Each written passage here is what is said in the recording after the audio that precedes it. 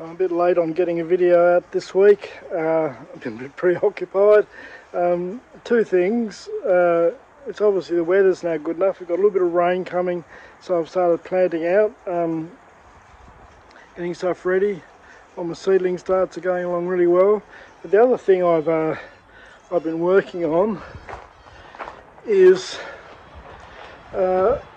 and I'm not going to include this in the videos because up there behind it's a off-grid system. So I'm not including it in the videos because whilst I know enough how to put this together, I don't know much more. My very small brain works at overcapacity in putting this together, so I don't want anybody to take any advice from me about how to do this. Because I barely know. Anyway, so I'll let you know if it works or not. That's about as far as I go. If I get it all working and it's providing additional free power, then that'll be good, won't it? Looking good for the rest of the week, really. You know, we've got 1 to 10 mil tomorrow and 7 to 35. 27 degrees tomorrow, 9. 14 to 25 on Friday, so those temperatures sitting up. We go back down to sort of 6 degrees over 25, so in a week's time. So I'm still expecting another frost. That's what happens. It'll still get cold again. So it's only October.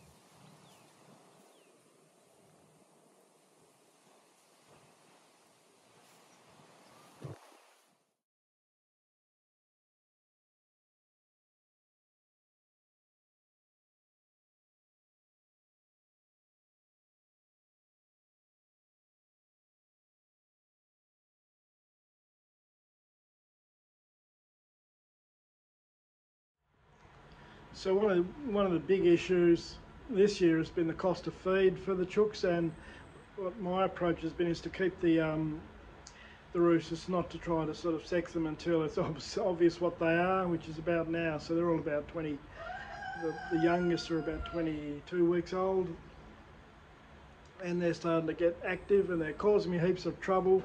They always try to hook up with some of the hens and they try to move them away from the alpha rooster, and so I have them getting out and trying to form their own groups, and they're just a nuisance. I love them, they're beautiful. Roosters are bloody nice looking things and they've got character, but the other problem is they eat food, and if you've got 100 chooks, 50 roosters, you basically doubled your feed bill, and so you have to do something about it. So I was trying to sell fertile eggs, and I've sold a few, but I ended up with some now, about 6 dozen, that I have to either just get rid of or hatch. So I decided to hatch them, but I've been doing a bit of study on vent sexing. So at 1 day old, 1 day after hatch, I can determine which of the roosters and which of the hens to some degree. Even the experts don't get it 100%, they reckon they get it about 90 to 95% correct.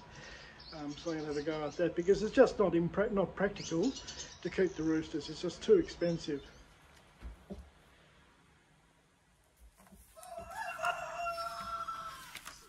So here I'm setting out the dates and counting days, so I know what's what. You can't really hatch eggs if you don't know how long they've been in there and when day 18 is, and etc, etc. So you sort of can with one, but as soon as you get 2 trays in there, you really have to have a good control of the timing and the days.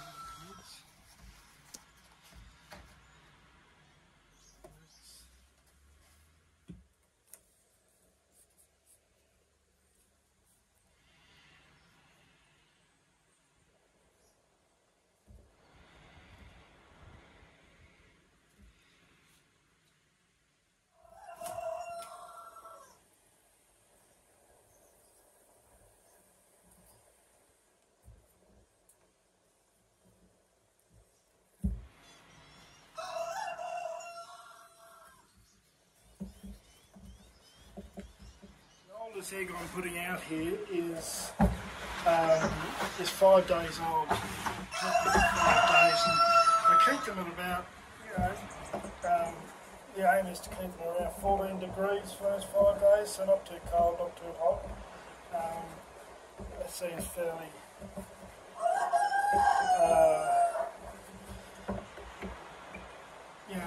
standard sort of thing. It's not a defined number, but it's obviously not going to get to 37 degrees because they'll start hatching, start incubating, and you don't want them too cold because this wouldn't be good.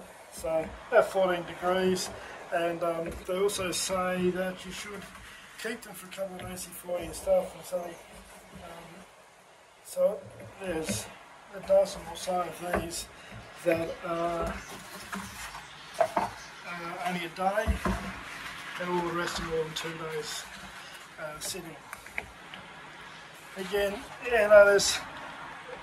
I don't think there's lots of guidelines, lots of ideas with its hatching, and there's temperatures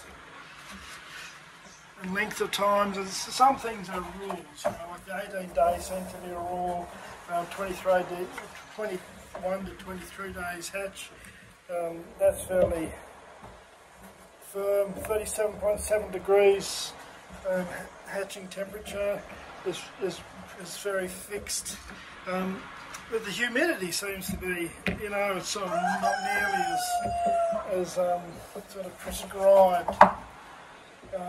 Not a hard rule.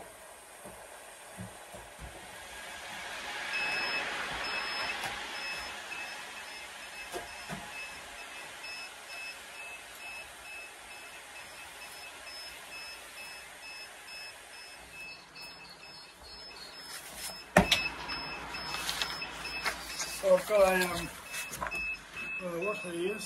It doesn't say on the calendar. He might be he's not a Australorp because he's got a red eye. Australorps have black eyes. I don't know what he is. But, this November, Wyandotte, some variety, and Orpingtons this December. Obviously from the Northern Hemisphere because it's snow there.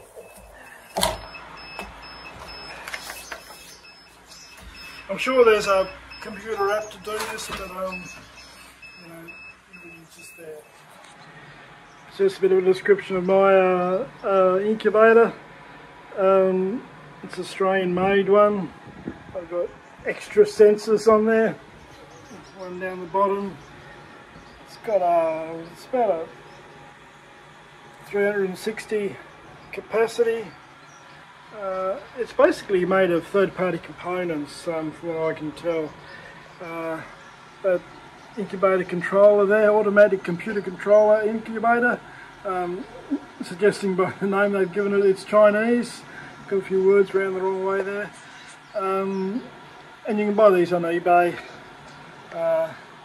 And obviously all the switches are third-party. It's got a rotator in there that you can buy on eBay. The temperatures, the humidifier, there's a little humidifier, there's a tray up in here. I won't open it because it's going. And it's got, a mister from a sort of a, they use them in reptiles, they also use them in stage. I put rows of them together for forming mist for theatre. There's a little pump that sends out a fine jet of water that evaporates if it gets too hot to cool it down. That rarely used, but that's from a coffee machine, I understand. I've tried to source one. I found a coffee machine part. And the fans are all, anyway, it suits me because I'm sort of know a bit about the technology sort of gadgets, so I can sort of fix it. Given time over again, I would probably buy one of the bigger international brand incubators. They sell a lot more of them, they're proven and they're more reliable, and the fact that I can fix this, it's okay for me, but probably not for most people. None of them are particularly cheap, but that's just the way things are. I've now got the humidity, so the bottoms are orange, the numbers are the sets. So I'm coming up to temperature. I've got 37.7 is the desired. I've got 36.4. 55 is the preferred humidity. I've got 51. Now I've just managed to get that up a little bit. There's vents in the side down here. I've closed those off. There's another one in this side and the top. I've closed that off, and I've got the temperature up, humidity up to 51. That's okay. Mine is 45 to 55. The outside humidity, I don't know if you can see that, it's 37%, and inside there I've got 39%. It's a bit of a vary there, 39 to 43. That always seems to be the case. There's a variation of my readings of humidity. Anyway, that's what it is. So stay tuned over the next few weeks and we'll see what happens, see what I get, what sort of result I get, and you can also see what happens with the vent sexing, because I really have to do something. I really have to get rid of the roosters and hatches.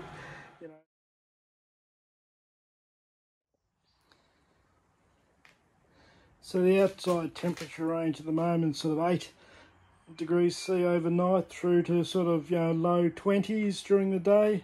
So I've got cucumbers, pumpkins, crystal apple cucumbers, Queensland blues, zucchini.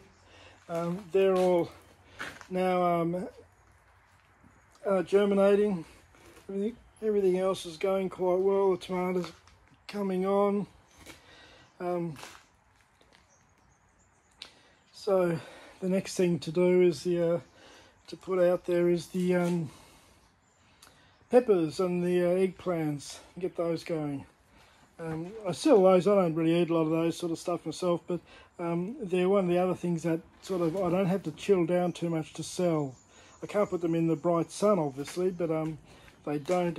They're not like lettuce or celery that just goes completely off just so quickly in our quite warm temperatures we have here. So thanks again for watching right to the end. In the next episode, it's pretty well all planting out. All these things go out over the next sort of 2 or 3 weeks. So I've also got a bit of stuff ready, like these tomatoes, that I can start selling on the stand. I've also got broad beans down there that can go out, and I'll have some garlic as well. So the roadside stand should start in the next week or two.